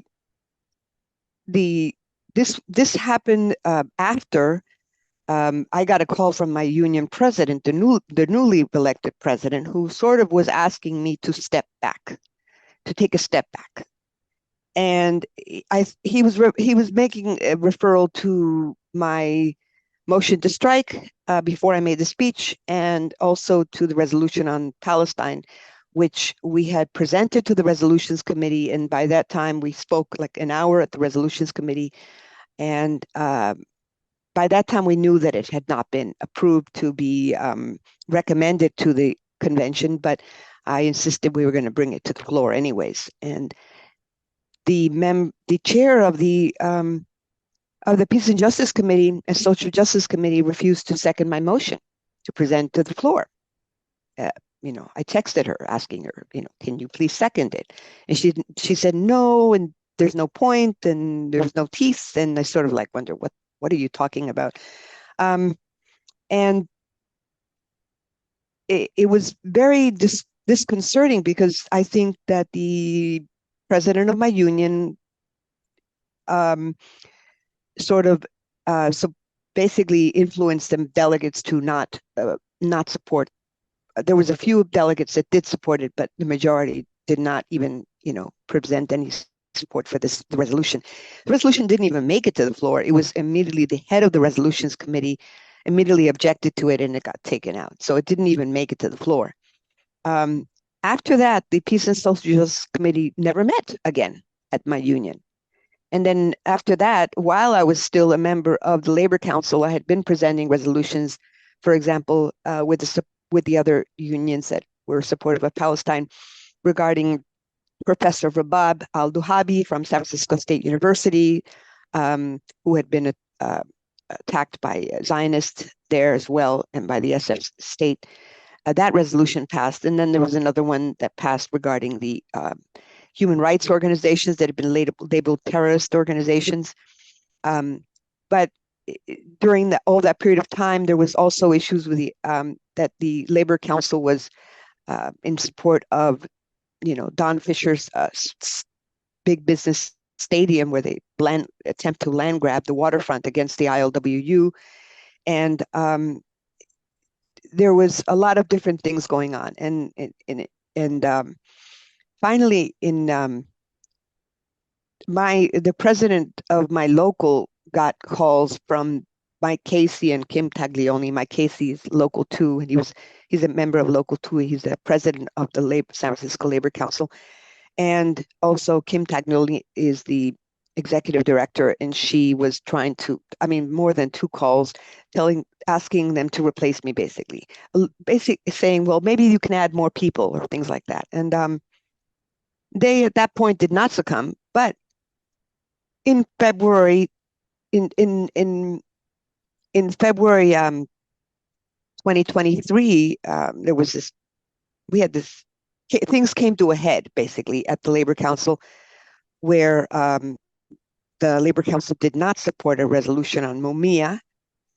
And basically, there was a big argument ensued, and I was blamed for the fact that the meetings were not being held because there was no quorum, because the building and trades would not arrive every time a resolution was being presented. They would not come to the meetings. So I was the one to blame for presenting resolutions. And there was, after February 2023, there's been several other developments related to Palestine and the labor movement since then. And I'm not sure if you want me to go on regarding this, but when we met with the CWAs, there was a CWA group that re-met again, and they were mostly members of the newspaper guild. And the whole idea of these meetings was to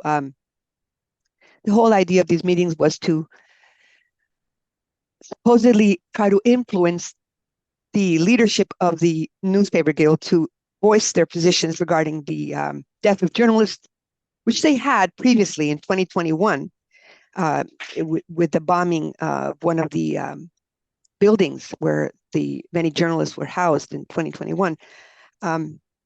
But this time the leadership was refusing to call out genocide, and they were refusing to no matter what kind of meetings they had.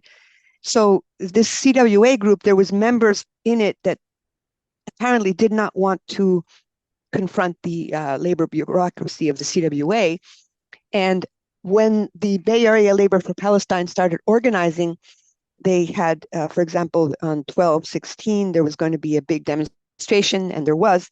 But before then, I was insisting that this group, the CWA group, endorse the Bay Area Labor for Palestine demonstration, helped to organize it. And there was opposition to that by a few members, and there were they were saying, the excuse was that, well, we're not really a fully constituted group, and we don't really represent all the members of CWA, or even the members. There's 70 people in the Signal chat, and we're only 12 of us here. And then I proposed, well, why don't we do a poll?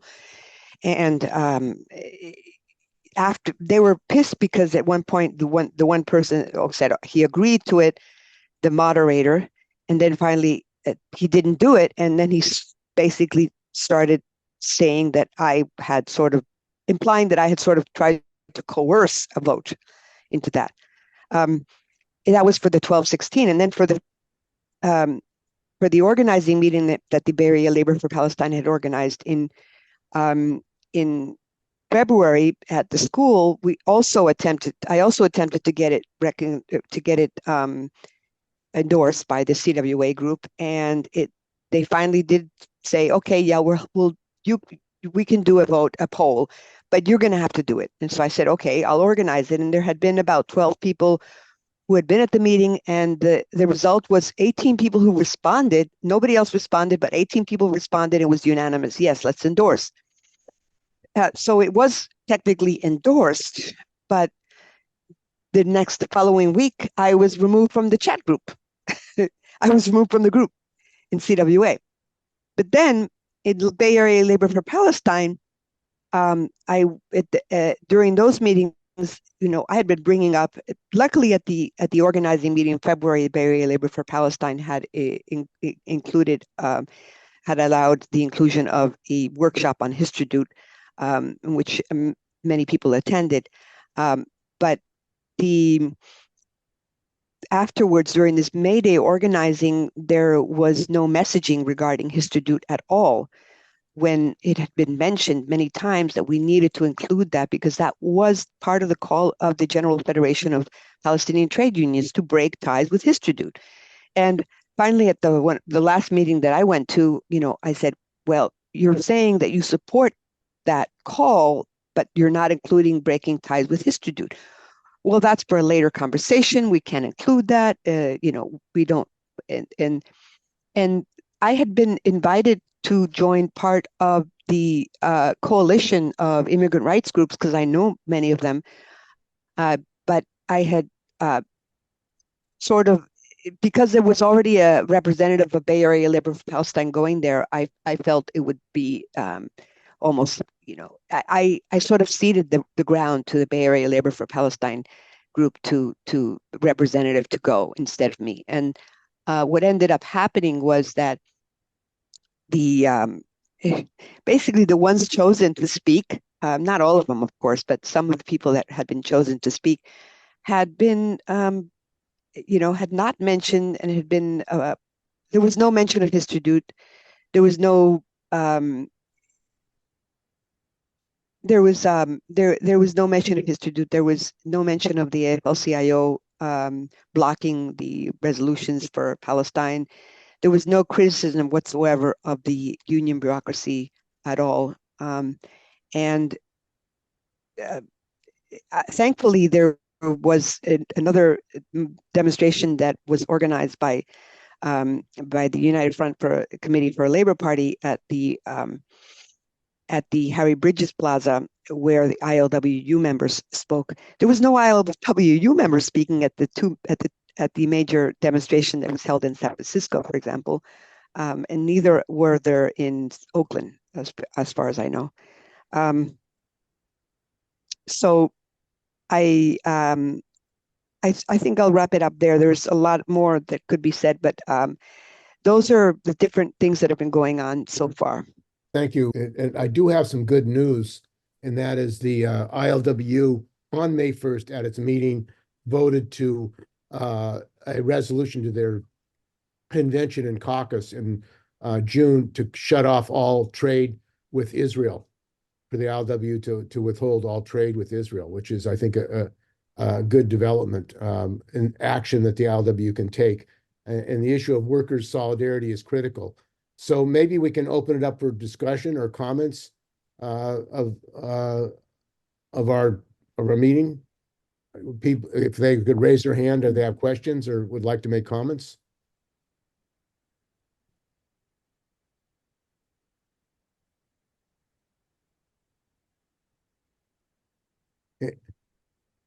Okay, well, if there are no, one of the things I wanted to say though is that one of the problems of fighting around Palestine in the unions, as has been shown by the statement of Carol and Elizabeth, is that there's an organized effort, not just by the union bureaucracy to prevent this from coming up on the table, but many groups which say they support Palestine are not fighting for it in the labor movement.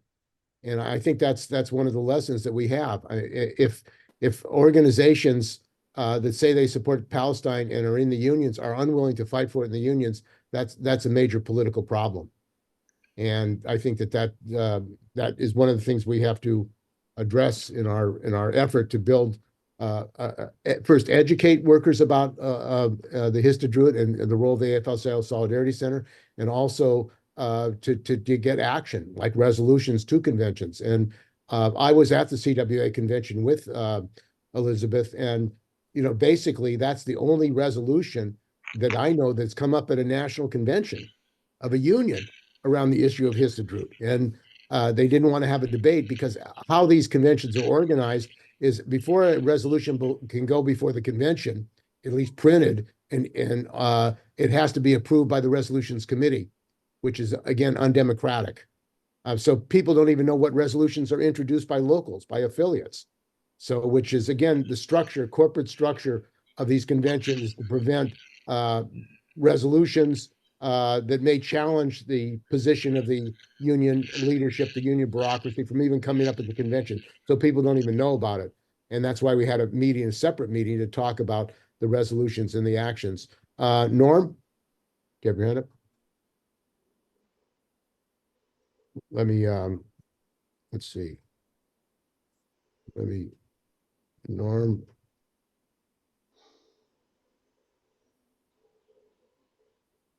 Norm, you got your hand up? Yes, one of them that around the high school teachers and also obviously university professors have been, losing their job, getting suspended, getting fired.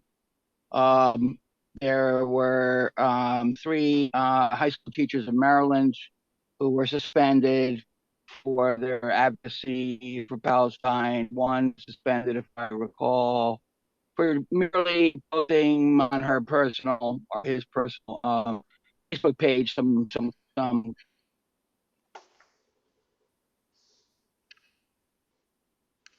Oh, We just lost. awesome. It looks like we just lost Norm. Okay, Frank. Yeah. I just the UAW International Executive Board had its meeting this past week. There was a divestment proposal put forward to the IEB, to the board. Of the 14 members of the board, 3 voted in favor. Well, that's a sign of work that has to be done. Oh yeah. I'd like to put in a plug. Okay, Yeah, Robin had a question. Robin is Okay. raising her hand. Norm's back. Okay, I don't Rob, really have a question. I just wanted to acknowledge and appreciate. I appreciate everyone, all of the speakers today, in this, providing a historical and anti-imperialist perspective, and one of the things that, in connecting, right, this imperialist struggle in Africa and understanding what is happening, the genocide in Palestine, connecting it to what is happening in Congo, what is happening in South Africa, what is happening in South America and Venezuela and everywhere, and recognizing that, and Israel is a cross-class, imperialist, project, right? Like imperialism, and here it is a cross-class collaboration, and how we can organize to break that and really make workers understand that it is in their best interest right? To organize and unite and to defeat it, imperialism and I just kind of lost my train of thought, but I just appreciate being a part of this and I'm struggling because I tried to, when I was at Labor Notes, get folks to come and engage in the pro-Palestinian conversations. I missed, unfortunately, wasn't able to join the Cuban Solidarity presentation, which I was really sad about. But I couldn't make all of my colleagues go and understand why it was important. They couldn't even step outside. They were sitting in the lobby and they wouldn't even step outside to join the protests, right? And so, and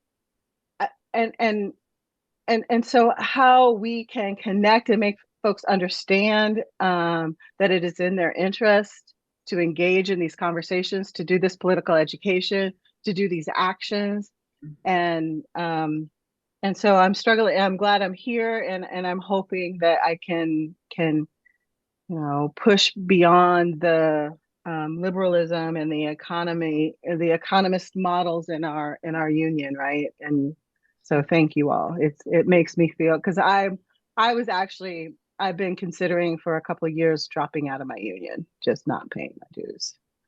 Well, I think that they would be happy for people to drop out. I mean, that's what they know. Most members, and we've been talking about things, most members of the unions are completely unaware of. Most members are not even educated on their own union, much less what their national union is doing and what the international operations of the AFL-CIO. And that's part of the problem of the U.S. labor movement. It's a corporatized trade union movement that don't want workers to be educated about how our unions are organized, and even resolutions that we were able to introduce, like at the CWA. Most members don't even know that they were introduced because they're not distributed in the members. And that's conscious on the part of the union bureaucracy. They want to control the agenda and they want to control the amount of information out. Like at the AFT convention this coming July, if there was a resolution there, you could fight for it among all the AFT members. And the issue of getting to these conventions and getting in our unions is a critical one. We can't go around it, I believe. We have to organize in our unions to educate the members and at least get the information out. Norm, did you want to finish up what you were saying? You got, I think, bad connection. Yeah, so I'm running out of gas and my battery's low. But I just wanted to mention that, we got to back these teachers. The unions are not backing. Like, obviously, the AFT isn't backing the high school teachers, and I think the AFT now has taken over from one of the university professor unions. I think there was a merger, and we've seen university professors, a guy out in UT in Texas. He was just suspended for bullshit, and I doubt. I don't know if his union's supporting him, and and I think we got to force the issue. We got to force them to expose themselves. We got to make that demand, and we got to get behind the students. If any of the graduate teachers are being represented by UAW on camp and these campus occupations, what has Fain fucking done about these graduate teachers getting repressed and attacked and brutalized? And we've seen they attacked the teacher, a professor at University of Washington, broke his arm, and just horrific stuff. And so we got to press it upon them to show their face, show their hand. They claim to represent us, but then you have, of course, as Carol and we all know, we have Ms. Weingartner, basically, representing, working against us and not defending us from being attacked. For things like, just one last thing, a teacher here in Philadelphia, high school teacher at the famous Northeast High School. This is where Tony Danza did his reality TV show. It's there's one of the earliest school documentaries was on this high school, famous high school. She had two students. They decided to do a podcast comparing comparing Palestinian murals to the quilt making of African Americans during the period of slavery. And it was a great expression. Like the students created it. It was really what we're supposed to be doing as teachers, making these, giving, students the ability to make connections with their world, etc. And the school district of Philadelphia repressed it. And it just, and then of course, the teacher who was supervising that, she got reported to be anti-Semitic by a colleague. It went up to the Pennsylvania. She was investigated by the Pennsylvania Human Rights Commission and absolved of that, of course. But I don't think, I'm not there at that school, but I doubt the AFT. She hasn't mentioned. I haven't gotten contact with her. I doubt the AFT.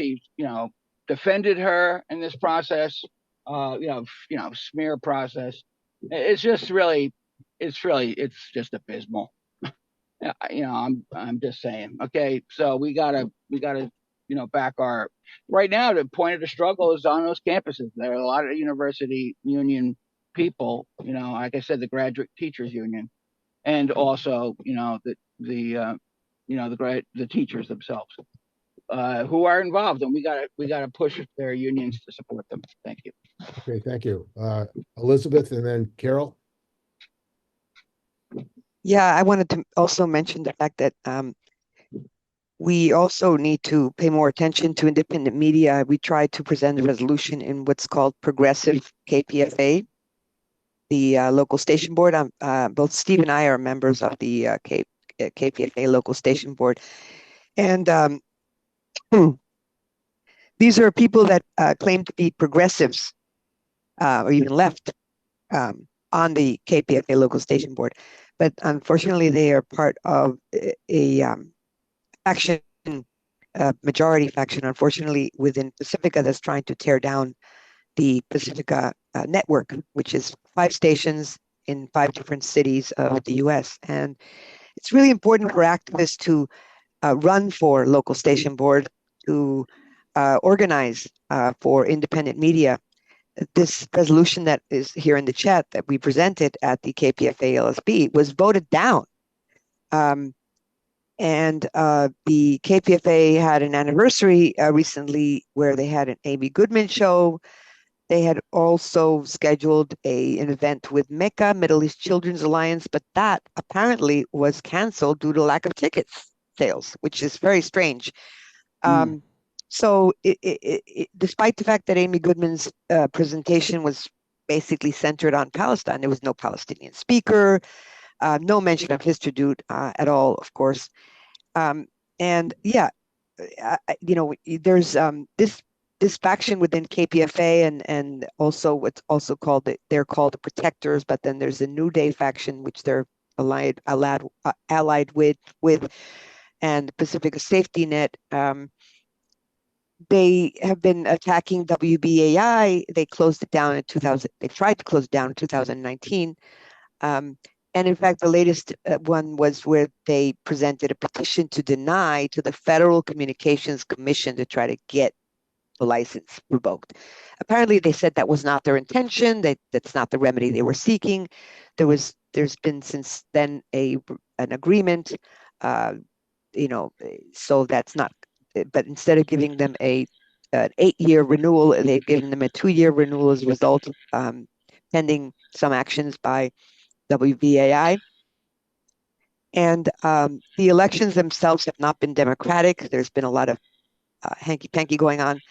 But, we really need people to join and to try to run for these local station boards. Pacifica has a station at WPFW in Washington, D.C., a station and large signal areas. So technically, people that might not be living within the exact city, if the signal area reaches them, they're still entitled to run. They have one in Houston, KPFT in Houston, and Los Angeles, KPFK, KPFA in Berkeley, and WBAI in New York City. So it's really important we get, do the work of what, Steve has been doing for so long in Labor Video Project and other in radio and things like that. So it really really important that that's a major source of education of members and students and things like that, because we're not getting that information in the mainstream media. Okay, thanks. Carol? I'm not sure if people are aware, and that there have been encampments around the country of people who, supporting the Palestinians. And one of the encampments was at City College in New York, and people were peacefully there, talking about history and all kinds of it. They were completely peaceful, but there was a coordinated effort on the part of 13 different mayors to attack all the encampments pretty much around the same time, so that City College, the New York City Police Department is trained by the IDF. So their tactics are, let's crush people's heads. And that's essentially what they did that night. I was there, stepping on people. I mean, it was just fantastic. And, they broke my rib. People had their arms broken. It was really pretty incredible and pretty frightening.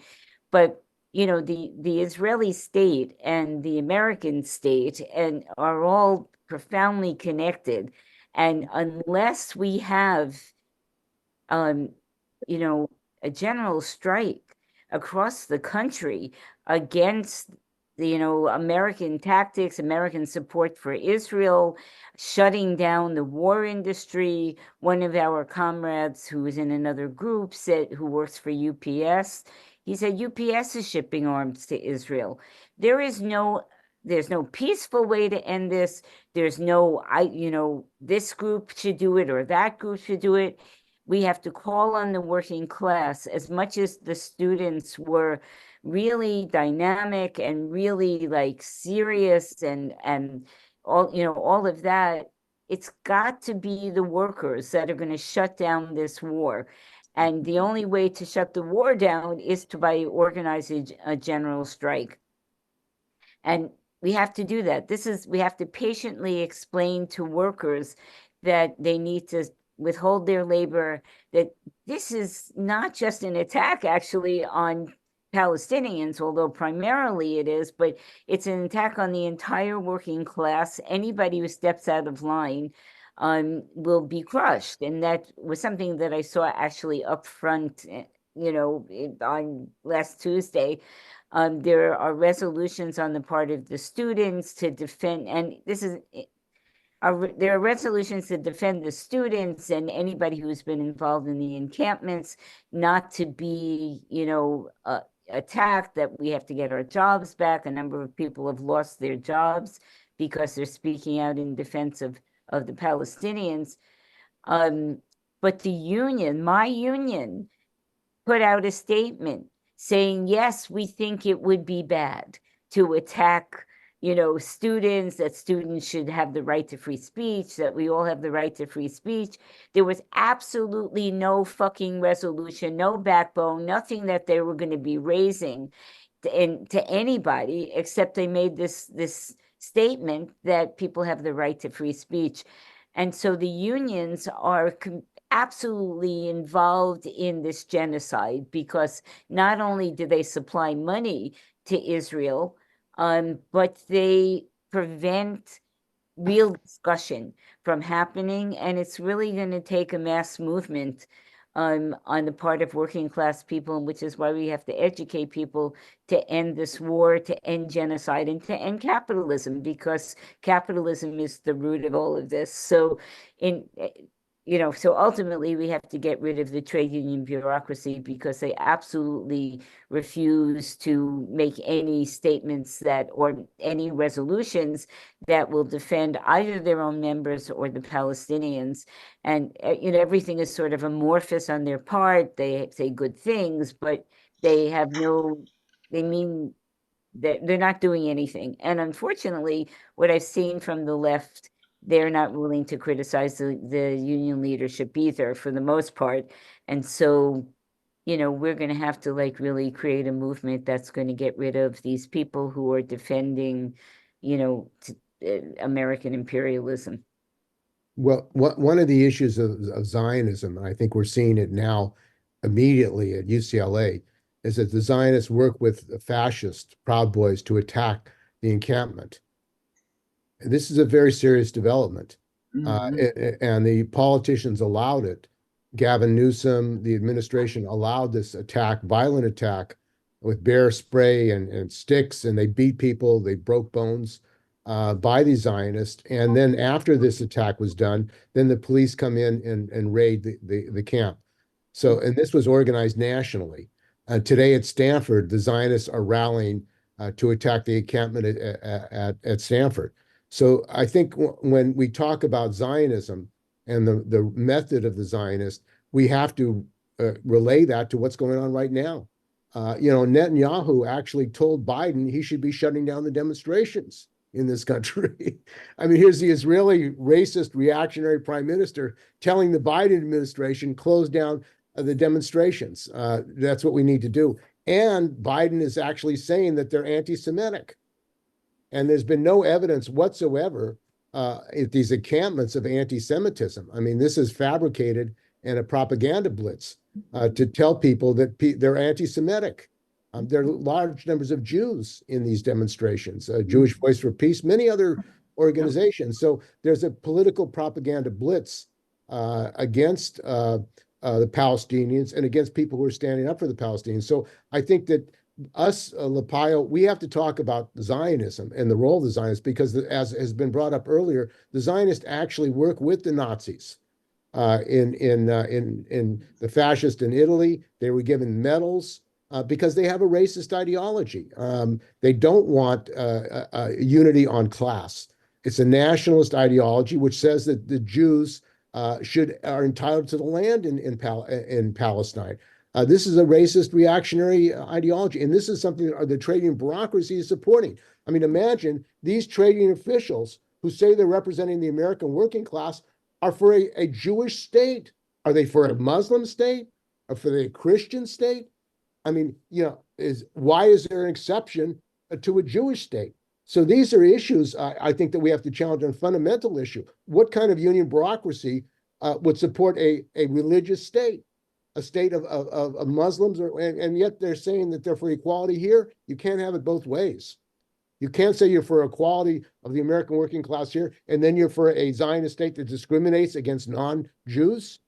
This is what we have here. So these fundamental issues, I think we have to bring up in the labor movement, in the working class, and say this is hypocrisy, it's duplicity, and that's why they don't want to talk about the Histadrut and Zionism. They don't want to talk about the history of the AFL-CIO and collaborating with the Histadrut.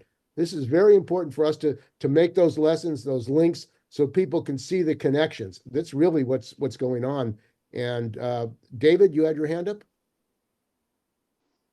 Yeah, Steve. You mightn't believe it, but in the 1960s and even in the 70s, until quite recently, we kept the police out of all universities. It was policy that they should not, South Africa didn't have, even under apartheid, it didn't have police on campus.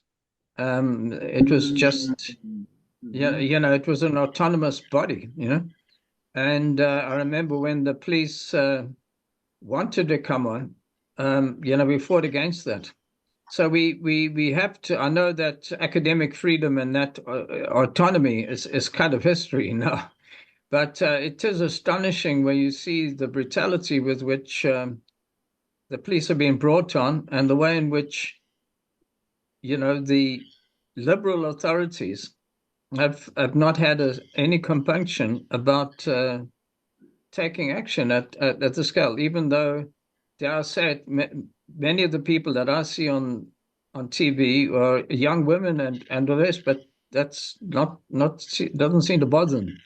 So look, but look, I think under those stresses, we've got to think of ways in which we work. I think we should invite student groups to meet with local unions, and in different ways, put forward, consolidate, positions, and try and get that all the blockages that I've been hearing about shifted by getting the voice of young people together in joint meetings, joint assemblies, and things of that kind. We should really be having teach-ins like we had in the 1960s and 70s, where people actually learned for the first time all the things that we're talking about now.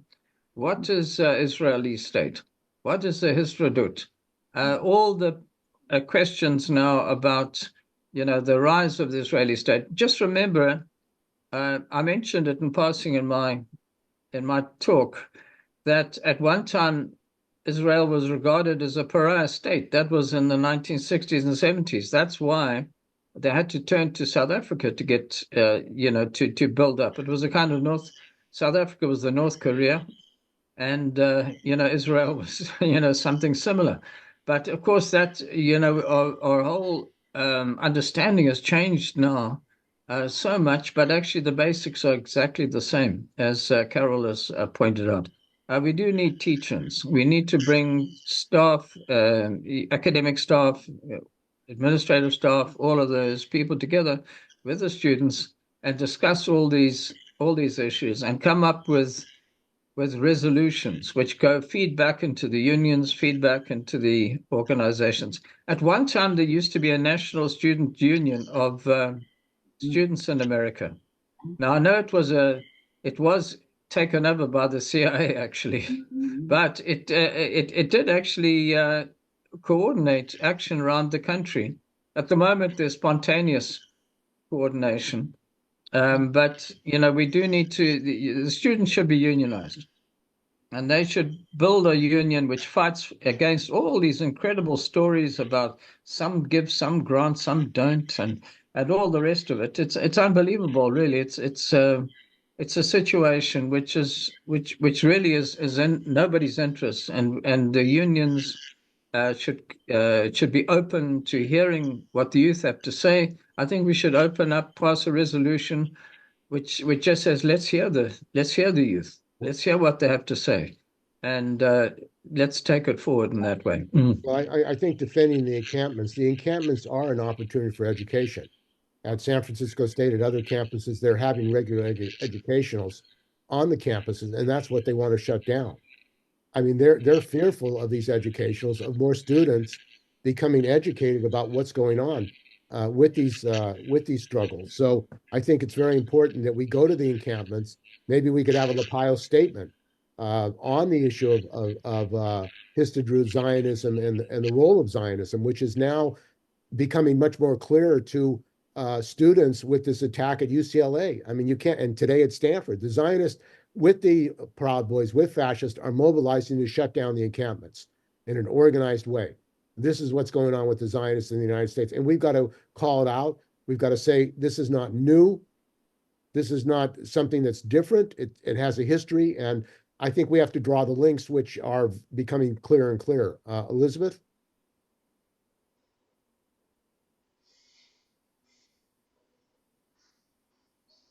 Elizabeth? Yes. Okay. I'm sorry. The issue of the pensions is also something that there's a lack of understanding within the students about the differences between the divestment issue. The students have an effect on the divestment at the endowment funds, but the pensions are not within the students' realm. It's within the workers' realm, and that's where there's a lot of leeway that the Zionists get, because Israeli bonds get supported. There's the ruling class has a lot of ways where they're using workers' money, and this they do this in the energy industry, and they do this throughout.